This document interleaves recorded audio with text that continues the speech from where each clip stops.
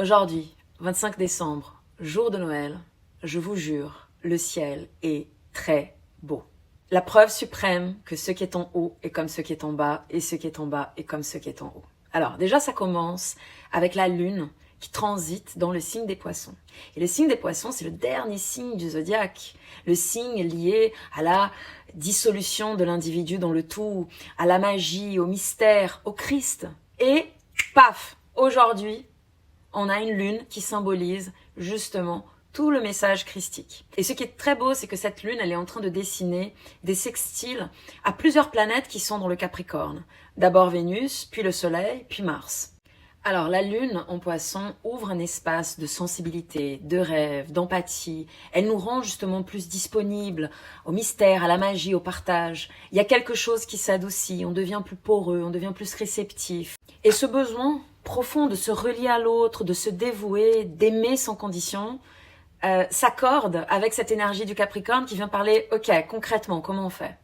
Et dans nos relations, donc symbolisées par Vénus en Capricorne, nous cherchons à créer des espaces de tendresse et de présence, où la sensibilité peut circuler réellement, par des gestes. Et lorsque la lune s'accorde au soleil, nous entrons dans cette phase du premier croissant de lune. Et ce mince croissant de lumière dans le ciel symbolise une émergence, la capacité à croire, à s'investir, à poser un geste, même modeste, en faveur de ce qui compte. Et en fait, nous sommes à la fois dans l'accueil émotionnel et pleinement présents les uns pour les autres. Quand la lune s'harmonise à Mars, cela ravive quelque part l'élan d'agir. Une spontanéité se fait sentir. On veut protéger, on veut défendre ce qui est sacré à nos yeux.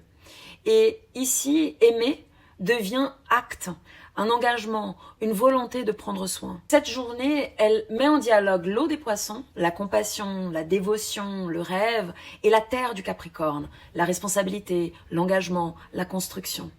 Et on voit ici que donc les émotions, l'eau, ne se dispersent pas parce que la terre contient tout ça. Et ça nous permet en fait d'incarner ce qu'on ressent et de se mettre au service de ce qu'on aime. Et donc aujourd'hui, pour le jour de Noël, ces signatures célestes sont précieuses parce qu'elles nous rappellent que le rêve n'est pas incompatible avec l'engagement, que la sensibilité peut s'accorder avec une approche terre à terre et que c'est en fait en tenant ensemble ces deux forces, l'eau et la terre, que nous bâtissons quelque chose de profondément humain.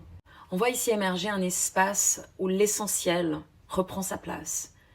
On se sent aimé et on aime à notre tour. Et ça, c'est quand même magnifique. Et donc, je vous souhaite des belles fêtes.